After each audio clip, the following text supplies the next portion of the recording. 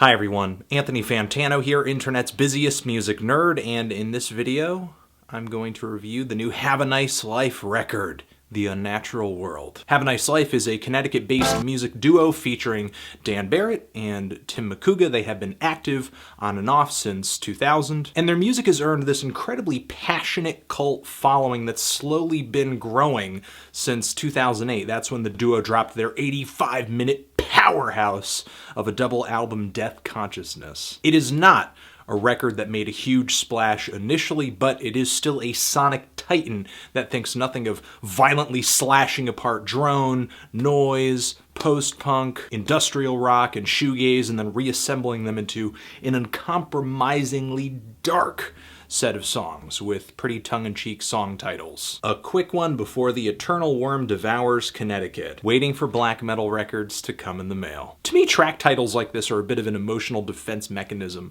of sorts. After exercising songs that have so many legitimately tortured moments in them, I imagine that the first thing you'd want to do is kind of shrug it off. But even though Dan and Tim moved on past this record artistically through other collaborative projects and bands and solo efforts, it is Death Consciousness that has continued to be their most popular record to date. I can only imagine following this record up could be a really daunting task, could be really intense, but at least for me personally, the pressure isn't so immense considering that I've been tuning into a lot of these other projects that Dan and Tim have been involved in, and to me a lot of these projects carry a lot of similarities to Have a Nice Life. The darkness, the lo-fi recordings, the dissonance. And plus there's all the bands that Dan supports through his record label Enemies List Home Recordings, and even though he doesn't involve himself in any of these projects, I believe, artistically,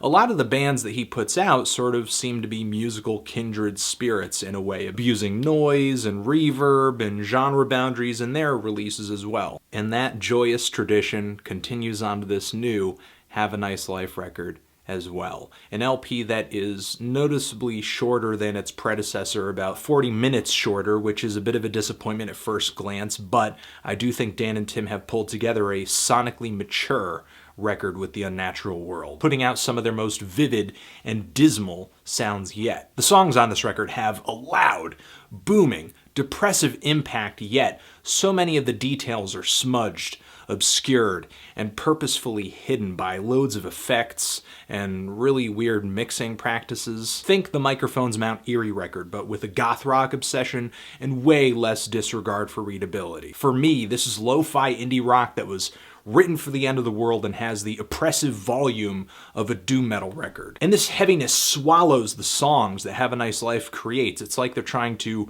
drown out their own self-created musical apocalypse. If there's anything that's sort of a positive of The Unnatural World just being about 48 minutes, it is that it makes Have a Nice Life a little more digestible this time around. And I feel like this record is more focused as well. The songs here tend to range from really noisy post-punk barn burners to incredibly drony ballads. And I think Have a Nice Life has success on both sides of the spectrum. One of my favorite hard-hitting tracks off of this LP, Defenestration song, has this driving, distorted bass line, cavernous drums, and just a really thick cocoon of tones and noises surrounding all of it. The vocals are tucked away in this haze of sound, but it makes the melodies that they're singing no less catchy, and their passion still rings through as well as you're getting these really fiery screams and shouts coming out of the background. I just love the growing sea of dissonance on this track as it progresses. I really dig the track Dan and Tim Reunited by Fate as well. The song is cut from the same dismal post-punk cloth and has this bass line that doesn't feel like it would be out of place in some kind of 90s alternative rock tune. The track starts off with a great groove, but instantly the song is smothered in this really warped wall of tones that I just cannot describe. Is it synthesizers? Is it guitars? I have really no idea.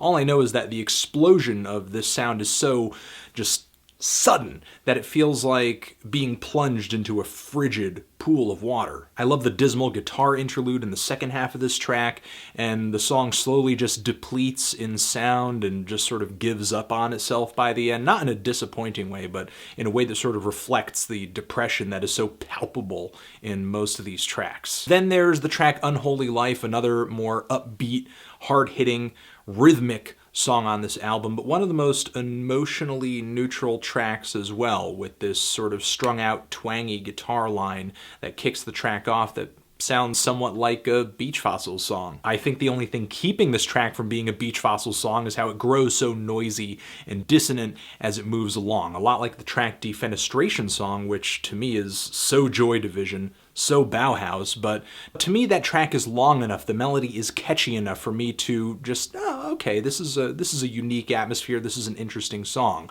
Unholy Life, however, is just way too short of breath for me to be impressed with it as its own sort of composition. It feels like a bit of a cliffhanger to me, and unfortunately there are other songs on here that do give a somewhat similar vibe as well. Songs that build things to a really impressive crescendo or have a great sound, but sort of fizzle out into a really unimpressive close. For one, the track Burial Society, which I love up until the midpoint where we're getting all these falsetto woo, which really take me out of the mood of the song, unfortunately. And after these vocals come and leave, the song's coast downward is pretty underwhelming. And the track Music Will Untune the Sky too. Some really beautiful droning guitars on this track with some soaring vocals over them. And it's really a blissful moment on this album that is a bit of a breath of fresh air from all the darkness. I love the guitar tone, I love the ringing bells on this track, but I wish it went more places compositionally. There were tracks that I really did love on the dronier side of this record though, like Guggenheim Wax Museum, the intro of this album, and the last song too. Guggenheim has one of the most powerful crescendos on this entire album. I love the blaring guitar solo toward the finish too, and the song works really effectively as an introduction to this LP as well and glides into the next song very nicely. And the closing track on here, really one of the most dynamic songs on this entire album, the longest song on this entire album too, takes its time growing a mood, growing the drone, building the tension. It really puts me into an emotional state before it floats away into the abyss. And I've got to mention the song CROPSEY as well, another track that does a great job of taking its time to set a mood, starts things off with some really depressing vocal cuts of an interview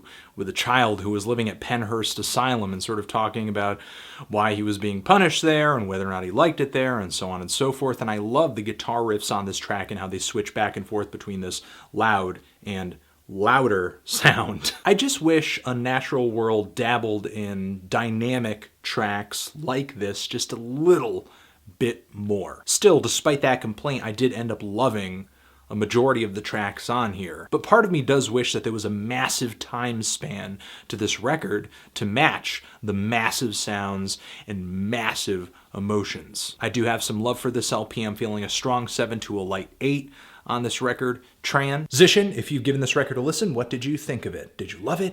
Did you hate it? Why? And what do you think I should review next? Man, for the love of God. Have a nice life. The Unnatural World. Forever.